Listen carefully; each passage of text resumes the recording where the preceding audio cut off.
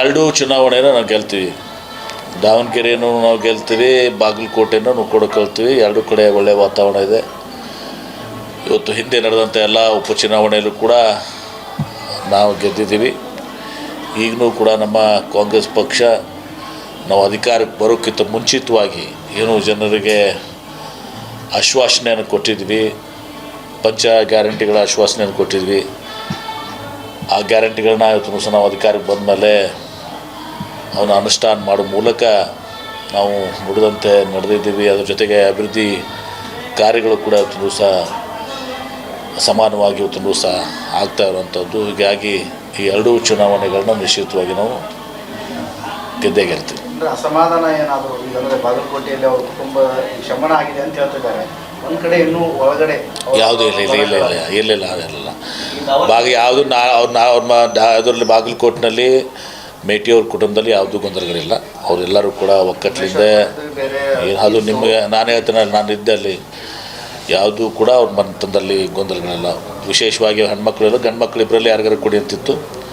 ಅದರಲ್ಲಿ ಆಯ್ಕೆ ಮಾಡಿ ಯಾರಿಗೆ ಒಂದು ಅನುಕೂಲ ಇದೆ ಅಂತ ಮಾಡ್ಕೊಂಡಿದ್ದೀವಿ. ದೊಡ್ಡವನು ಕೂಡ ಚಿಕ್ಕವ್ನು ಟಿಕೆಟ್ ಕೊಟ್ಟರು, ಉಮೇಶ್ ಟಿಕೆಟ್ ಕೊಟ್ಟರು ಕೂಡ ದೊಡ್ಡವನು ಕೂಡ ಅಷ್ಟೇ ಆಸಕ್ತಿಯಿಂದ ಪ್ರಚಾರ ಮಾಡ್ತೀವಿ. ಯಾವುದೇ ಗೊಂದಲಗಳೇ ಇಲ್ಲ.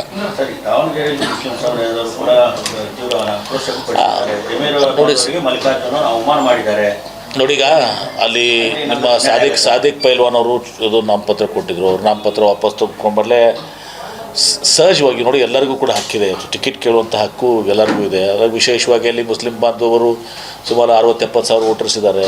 ನಮಗೂ ಕೊಡಬೇಕು ಅಂತ ಹೇಳ್ತಂದ್ರೆ ಕೇಳೋದ್ರಲ್ಲಿ ತಪ್ಪಿಲ್ಲ ಅವತ್ತೊಂದು ದಿವಸ. ಆದರೆ ನಮ್ಮ ಕಾಂಗ್ರೆಸ್ ಪಕ್ಷದಲ್ಲಿ ಯಾವಾಗ ಈ ಬೈ ಎಲೆಕ್ಷನ್ಸ್ ನಡೆದಿದ್ದಾವೆ, ಅವರ ಕುಟುಂಬಕ್ಕೆ ಕೊಡುವಂಥದ್ದು ಸರ್ವೇ ಸಾಮಾನ್ಯವಾಗಿ ಇವತ್ತು ಬಹುತೇಕ ಕಡೆ ಇವತ್ತು ಸಹ ಆದಂಥದ್ದು. ನಾನು ಕೂಡ ಬೈ ಎಲೆಕ್ಷನ್ದಾಗ ಆರಿಸ್ಕೊಂಡಿದ್ದು 1991ರಲ್ಲಿ. ನಮ್ಮ ತಂದೆಯವರು ಒಂದು ಅಕಾಲಿಕ ನಿಧನ ಹೊಂದಿದಾಗ ನಾನು ಕೂಡ ಬೈ ಎಲೆಕ್ಷನ್ಗೆ ಬಂದಿದ್ದೆ. ಹೀಗಾಗಿ ಇಲ್ಲಿ ಉಮೇಶ್ ಮೇಟಿಯವ್ರು ಕೊಟ್ಟಿದ್ರು. ಹೀಗಾಗಿ ಅಲ್ಲಿ ಶಾಮನೂರು ಕುಟುಂಬಕ್ಕೆ ಕೊಟ್ಟಿದ್ದಾರೆ. ಜನರಲ್ ಎಲೆಕ್ಷನ್ ಬೇರೆ, ಬೈ ಎಲೆಕ್ಷನ್ದಲ್ಲಿ ಯಾರು ಅವತ್ತು ಸಹ ನಿಧನ ಆಗಿರ್ತಾರೆ ಅವರ ಕುಟುಂಬಕ್ಕೆ ಕೊಡುವಂಥದ್ದು ಕಾಂಗ್ರೆಸ್ ಪಕ್ಷದಲ್ಲಿ ಒಂದು ಪದ್ಧತಿ ಇಲ್ಲ. ಯಾರು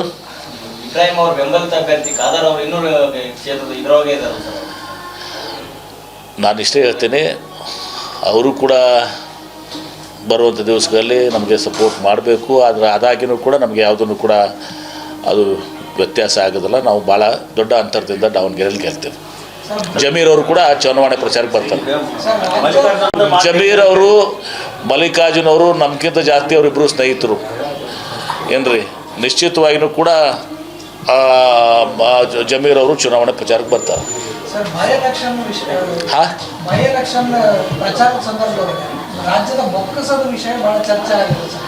ನೋಡಿ, ಅದನ್ನು ನಮ್ಮ ಒಂದು ಹೇಳ್ತೀನಿ ಕೇಳಿ. ವಿಧಾನಸಭೆಯಲ್ಲಿ ವಿಧಾನ ಪರಿಷತ್ನಲ್ಲಿ ಮುಖ್ಯಮಂತ್ರಿಗಳು ಸುದೀರ್ಘವಾಗಿ ಎಲ್ಲವನ್ನ ತಡೆದಿಟ್ಟಿದ್ದಾರೆ. ಸುದೀರ್ಘವಾಗಿ ಇವ್ರಿಗೆ ಯಾರಿಗೂ ಕೂಡ ಏನು ಕೇಳಬೇಕು ಅನ್ನಿಸಿದಾಗ ಇಲ್ಲಿ ಆ BJP ಅವ್ರಿಗೆ ಅದನ್ನು ಅರ್ಥೈಸ್ಕೊಳ್ಳೋಷ್ಟು ಕೂಡ ಯಾರಿಗೂ ಕೂಡ ಸಾಮರ್ಥ್ಯ ಅಲ್ಲಿಲ್ಲ. ಅಷ್ಟು ನಾಯಕತ್ವ ಹೀನಾಗಿದೆ ಒಂದು ಸಲ್ಲಿ ಬಿಜೆಪಿದಲ್ಲಿ. ಹಿರಿಯ ರಾಜಕಾರಣಿಗಳು, ಅನುಭವಿಗಳು ಪಕ್ಷಾತೀತವಾಗಿರ್ತಕ್ಕಂಥ ಪ್ರಶ್ನೆ ಇದು. ಇದೇ ಥರ ಕುಟುಂಬ ರಾಜಕಾರಣಕ್ಕೆ ಮಣ್ಣೆ ಹಾಕೊಂಡು ಹೊರಟ್ರೆ ಪ್ರಜಾಪ್ರಭುತ್ವ ವ್ಯವಸ್ಥೆ ಒಂದು ಅರ್ಥ ಬರುತ್ತಾ? ಈಗ ನಾನು ನೋಡಿ ಈಗ ಕೇಳಿ, ಇದರಲ್ಲಿ ಯಾವುದು ಮುಚ್ಚಿ ಮರೆಯಲ್ಲ. ರಾಜಕೀಯವಾಗಿ ಒಂದು ದಿವಸ ನಡೆದಾಗ ನಾವು ಕುಟುಂಬ ರಾಜಕಾರಣ. ಈಗ ನಿಮ್ಮ ಯಡಿಯೂರಪ್ಪನವ್ರ ಮಗ ವಿಜೇಂದ್ರ ಕೇಳಿ ಪಕ್ಷದ ಕೇಳ್ತೀನಿ. ನಾನು ಮುಂದುವರೆದು ಹೇಳ್ತೀನಿ, ಸ್ವಲ್ಪ ಕೇಳಿ. ಒಂದು ಸ್ವಲ್ಪ ಯಡಿಯೂರಪ್ಪ ಅವರ ಚಿರಂಜೀವಿ ವಿಜೇಂದ್ರ ಅವರು ಫಸ್ಟ್ ಟೈಮ್ MLA ರಾಜ್ಯಾಧ್ಯಕ್ಷ ಮಾಡಿದರು. ಯಾವಾಗಲೂ ವೇಟ್ ಮಾಡಬೇಕು, 3-4 ಸಲ MLA ಆದಂಥವ್ರು. ಈಗ ಬೊಮ್ಮಾಯಿ ಅವರು, ಜಗದೀಶ್ ಶೆಟ್ಟರ್ ಅವರು, ಜೋಶಿ ಅವರು, ಆಮೇಲೆ ಅಶೋಕ್ ಅವರು, ಅಶ್ವಥ್ ನಾರಾಯಣ್ ಅವರು, CT ರವಿ ಅವರು, ಸೋಮಣ್ಣವರು ಎಲ್ಲರೂ ಕೂಡ ಆ ವಿಜೇಂದ್ರ ಫಸ್ಟ್ ಟೈಮ್ MLA ಕೆಲಸ ಮಾಡ್ಬೇಕಾ? ಹಾಗಾಗಿ ಆಯಿತು ನೋಡಿ. ಈಗ ನಾನು ಹೇಳಿದೀವಲ್ಲ, ನಮ್ಮಲ್ಲಿ ಪದ್ಧತಿ ಇದೆಯಪ್ಪ. ನಮ್ಮಲ್ಲಿ ಕುಟುಂಬ ರಾಜಕಾರಣ ಅಂತ ಯಾರಿಗಿರೋ ಹೊತ್ತು ದಿವಸ ಕೊಟ್ಟಿಲ್ಬೋದು. ಎಲ್ಲ ಪಕ್ಷದಲ್ಲಿ ಇದ್ದಿದ್ದೆ ಅಂಥದ್ದು. ಮುಂದೆ ಅದರ ಕುಟುಂಬ ರಾಜಕಾರಣ ಒಂದ್ಸಲ ಅವಕಾಶ ಕೊಡ್ತಾರೆ. ಬೈ ಎಲೆಕ್ಷನ್ ಹೇಳಿದ್ನಲ್ಲ ನಾನು, ಮುಂದೆ ಅವ್ರ ಸಾಮರ್ಥ್ಯ ಬೆಳಿಬೇಕಾಗ್ತದೆ. ನನಗೂ ಕೊಟ್ಟಿದ್ರು, ನಮ್ಮ ಸಾಮರ್ಥ್ಯದಲ್ಲಿ ನಾವು ಬೆಳೆದಿದ್ದೀವಿ. ಈಗ ತಪ್ಪೇನಿದೆ ಅದರಲ್ಲಿ? ನಿಮ್ಮ ಡಾಕ್ಟರ್ ಮಗ ಡಾಕ್ಟರ್ ಆಗ್ತಾರೆ, ಇಂಜಿನಿಯರ್ ಮಗ ಇಂಜಿನಿಯರ್ ಆಗ್ತಾರೆ, ಟೀಚರ್ಸ್ ಮಗ ಟೀಚರ್ ಆಗ್ತಾರೆ. ಕಾರ್ಯಕರ್ತರಿಗೆ ಆಗ್ತದೆ, ಜನರಲ್ ಎಲೆಕ್ಷನ್ದಾಗ ಇದ್ದೇ ಇರ್ತದೆ. ಸರ್ ವಿಜೇಂದ್ರ ಅವರು ಈಗ CM ಸಿದ್ದರಾಮಯ್ಯ ಸಚಿವರು ಸಮೇತ ಸುಟ್ಕೇಸ್ ತಗೊಂಡು ಬಂದು ಈಗ ಅದು ವಿಜೇಂದ್ರಗೆ ರೂಢಿ ಇದೆ. ಅದು ಅವ್ರ ತಂದೆಯವರಿದ್ದಾಗ ಅವ್ರು ಮಾಡಿದ ಕೆಲಸ ಅದನ್ನೇ. ಆ ತಾಯಿ ಏನು ಮಾಡಿದ್ದು ವಿಜೇಂದ್ರ ಹೇಳ್ತಾ ಇದ್ದಾರೆ ಈಗ, ನಾ ಹಿಂಗೆ ಮಾಡ್ತಾ ಇದ್ದೆ ನಮ್ಮ ತಂದೆಯವರು ಮುಖ್ಯಮಂತ್ರಿ ಇದ್ದಾಗ ಅಂಥೇಳಿ. ಸೋನಿಯ ಭಯದಿಂದ CM ಅವರು 5 ದಿನ ಬಾಗಲಕೋಟೆ ಟಿಕೆಟ್ ಹೊಂದಿದ್ದಾರೆ ನೋಡಿ. 12 ದಿವಸ ಕೆನವಾಸಿಗೆ ಅವಕಾಶ ಇದೆ, 12 days. ಮುಖ್ಯಮಂತ್ರಿಗಳು ಒಂದು 5 ದಿವಸ ಅಲ್ಲಿ, ಒಂದು 5 ದಿವಸ ಇಲ್ಲಿ, 2 ದಿವಸ ಕೇರಳಕ್ಕೂ ಕೂಡ ಹೋಗುವಂಥದ್ದಿದೆ. ತಪ್ಪೇನಿದೆ ಅದರಲ್ಲಿ. ಭರವಸೆ ಇತ್ತು ಅಂದ್ರೆ ಇಷ್ಟಾಕ ಅವರು ಯಾಕೆ ಹೋಗಬಾರ್ದು? ಯಾಕೆ ಏನು ಪ್ರಾಬ್ಲಮ್ ಏನಿದೆ ನಿಮಗೆ? 12 ದಿವಸ ಟೈಮ್ ಇದೆ. 12 ದಿವಸದಲ್ಲಿ 5 ದಿವಸ ಇಲ್ಲಿ, 5 ದಿವಸ ದಾವಣಗೆರೆ, 2 ದಿವಸ ಕೇರಳಕ್ಕೆ ಹೋಗ್ತಾ ಇದ್ದಾರೆ.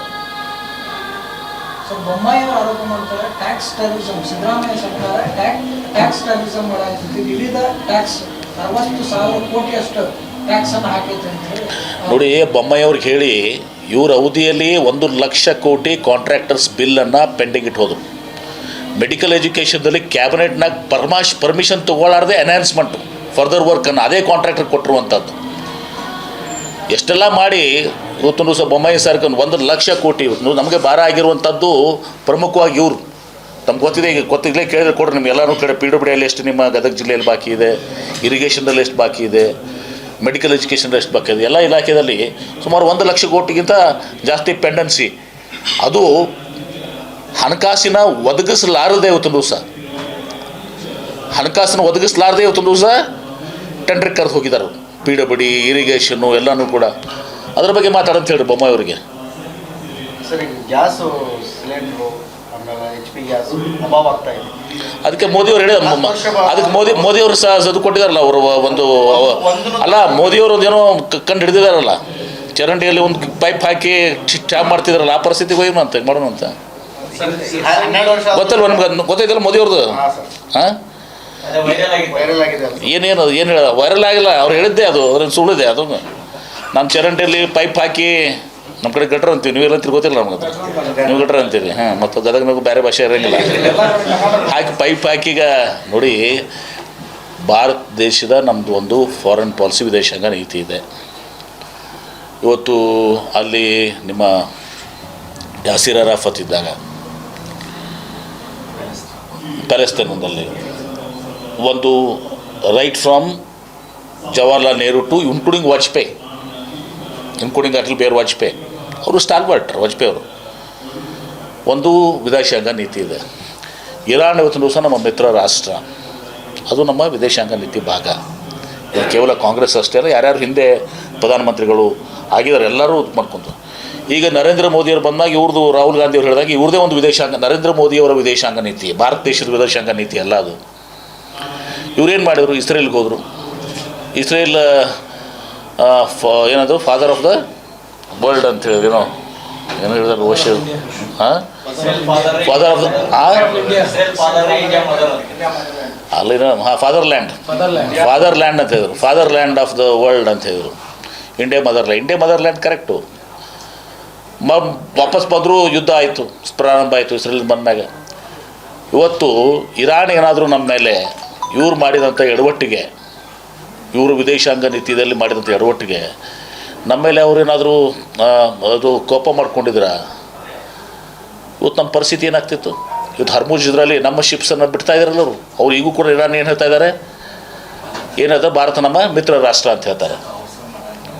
ಇದು ನಿಮ್ಮ ನರೇಂದ್ರ ಮೋದಿಯವರ ತಪ್ಪುಗಳು ಇವೆಲ್ಲನೂ ಕೂಡ ವಿದೇಶಾಂಗ ನೀತಿಗಳ ಮೇಲೆ ಇರುವಂಥದ್ದು.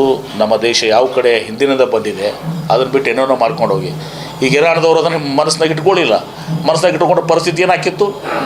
ಇವತ್ತು ನಾವು ಇಲ್ಲಿ ಬರ್ತಿರ್ಲಿಲ್ಲ, ಯಾಕೆ ನಮ್ಗೆ ಗಡ್ಯಾಗ ಪೆಟ್ರೋಲ್ ಡೀಸೆಲ್ ಇರ್ತಿರ್ಲಿಲ್ಲ, ಈ ಕಾರ್ಯಕ್ರಮ ಬರ್ತಿರ್ಲಿಲ್ಲ. ಜಪಾನ್ ಚೀನಾ 1 ವರ್ಷ ಆಗುವಷ್ಟು ಸ್ಟಾಕ್ ಇಟ್ಕೊಳ್ಳುವಂತ ಇಂಡಿಯಾ ಯಾಕೆ ಆಗ್ತಾ ಇಲ್ಲ? ಈ ಹಿಂದೆ 10 ರಿಂದ 12 ವರ್ಷದಿಂದ ಸ್ಟಾಕ್ ಇಡುವಂಥ ಘಟಕಗಳನ್ನ BJP ಗೌರ್ಮೆಂಟ್ ಸ್ಥಾಪನೆ ಮಾಡಿಲ್ಲ ಅಂತ ಅಂದ್ರೆ ಅಲ್ಲ, ನೀವು ಹೇಳಬೇಕಾಗಿತ್ತಲ್ಲ. ಕಾಂಗ್ರೆಸ್ ಸರ್ಕಾರ ಇದ್ದಾಗ 65 ರೂಪಾಯಿ ಪೆಟ್ರೋಲ್ ಇತ್ತು, 58 ರೂಪಾಯಿ ಡೀಸೆಲ್ ಇತ್ತು, 400 ರೂಪಾಯಿ ಗ್ಯಾಸ್ ಸಿಲಿಂಡರ್ ಇತ್ತು. ಈಗ 65 ರೂಪಾಯಿ ಪೆಟ್ರೋಲ್ ಹೋಗಿ 100 ರೂಪಾಯಿ ಪೆಟ್ರೋಲ್ ಆಗಿದೆ, 102. 58 ರೂಪಾಯಿ ಡೀಸೆಲ್ ಹೋಗಿ ಈಗ 95 ರೂಪಾಯಿ ಆಗಿದೆ. ಗ್ಯಾಸ್ ಸಿಲಿಂಡರ್ 400 ಹೋಗಿ 1000 ಆಗಿದೆ. ನಿಮ್ಮ ಅಡುಗೆ ಎಣ್ಣೆ 50 ರೂಪಾಯಿ ಇದ್ದು 150 ರೂಪಾಯಿ ಆಗಿದೆ. ಎಲ್ಲವೂ ಕೂಡ ತೂಟ. ಡಾಲರ್ ಏನಾಗಿತ್ತು, ಡಾಲರ್ ಬಗ್ಗೆ ಹೇಳ್ತಾರೆ ನರೇಂದ್ರ ಮೋದಿ ಅವರು. ಡಾಲರ್ ಉಪ್ಪರ್ ಗಯ ನಿಚ್ಚಲಿಕ್ಕೆ ಅನ್ನ ಪಡೆಗ ಅಂತೇಳಿ ಹೇಳ್ತಿದ್ರು. ಎಷ್ಟು 58 60 ಆದಾಗ ಇವತ್ತು ಎಷ್ಟಾಗಿದೆ ಡಾಲರು? 95 ರೂಪಾಯಿ, 100 ರೂಪಾಯಿ ಗಡಿಗೆ ಆಡ್ತದೆ ಇವತ್ತು ದಿವಸ. ಮೊದಲು ಮಾತಾಡಿದ್ದು ಒಂದು ನರೇಂದ್ರ ಮೋದಿ ಅವರು. ಈ ಡಾಲರ್ ರೇಟ್ ಪರಿಸ್ಥಿತಿ ಏನಾಯ್ತು ಈಗ? ಏನಾಗಿದೆ ಪರಿಸ್ಥಿತಿ ಈಗ? Almost it is reaching 100 rupees dollar. ಇದು ಮೋದಿಯವ್ರ ಸಾಧನೆ. ಈ 65 ರೂಪಾಯಿ ಇದ್ದದ್ದು 100 ರೂಪಾಯಿ ಮಾಡಿದ್ರಿ, 58 ರೂಪಾಯಿ ಇದ್ದದ್ದು ನೀವು 95 ರೂಪಾಯಿ ಮಾಡಿದ್ರಿ. Gas cylinder 412. ಇದನ್ನು ಜನರಿಗೆ ಹತ್ರ ಪಾಸ್ ಮಾಡಲಿಲ್ಲ ನೀವು. ಜನರಿಗೆ ಇವತ್ತು ಏನು ಪಾಸ್ ಮಾಡಿ ಇವತ್ತು ಹೆಂಗಾಗ್ತದೆ ಆಯಿಲ್ ನಿಗದಿ ಹೆಂಗಾಗ್ತದೆ ಪರ್ ಡಾಲರ್ ಬ್ಯಾರೆಲ್ ಮೇಲೆ. ಇವರು ನಿಮ್ಮ ಮನಮೋಹನ್ ಸಿಂಗ್ದಾಗ 120ರಿಂದ 140 ಹೋಗ್ತಿತ್ತು. ಅದು 120 140 ಆ ರೇಂಜ್ನಾಗ ಇರ್ತಿತ್ತು, ಅಬೌವ್ 100. ಆವಾಗ 65 ರೂಪಾಯಿ ಇತ್ತು. ಇವ್ರು 80 ಆದಾಗೂ ಕೂಡ ಇವರು 100 ರೂಪಾಯಿ. ಮತ್ತು ಇದು ಇಷ್ಟೆಲ್ಲ ಅಕ್ಯುಮುಲೇಷನ್ ಆಗಿದೆ ಇವತ್ತು ದಿವಸ. ಈ ಏನಾಗಿದೆ ಅಲ್ಲಿ ಕೂಡಿದೆ ಅಲ್ಲ ಇವತ್ತು ದಿವಸ, ಇಷ್ಟೆಲ್ಲ ಸಂಗ್ರಹ ಅಲ್ಲ. ಕೋಟ್ಯಾಂತರ ಇವತ್ತು ದಿವಸ ಲಕ್ಷ ಕೋಟಿ ಇವತ್ತು ದಿವಸ ಇಲ್ಲಿ ಜಮಾ ಆಗಿದೆ. ಇದರಿಂದ ಈ ಡಿಫ್ರೆನ್ಸ್ ಏನಾಗಿದೆ ಅದನ್ನು ಮಾಡ್ಬೋದಾಗಿತ್ತಲ್ಲ ನೀವು ಹೇಳ್ದಂಗೆ. ಇವತ್ತು ಅದನ್ನು ನಮ್ಮ ಸ್ಟೋರೇಜ್ ಮಾಡ್ಕೋಬೋದಾಗಿತ್ತು. ಜನರಿಗೂ ಪಾಸ್ ಮಾಡಲಿಲ್ಲ, ಈ ಕಡೆ ಸ್ಟೋರೇಜು ಮಾಡ್ಕೊಳ್ಳಿಲ್ಲ, ಎಮರ್ಜೆನ್ಸಿ ಅಂಥೇಳಿ, ಫ್ಯೂಚರ್ಗೂ ಅಂಥೇಳಿ ಇದು ಆಗ್ತಾಯಿದೆ. ಆದರೂ ಕೂಡ ನೀವು ಯಾರು ಮೋದಿಯವರು ಇದ್ದದನ್ನು ಬರೀದಿಲ್ಲ.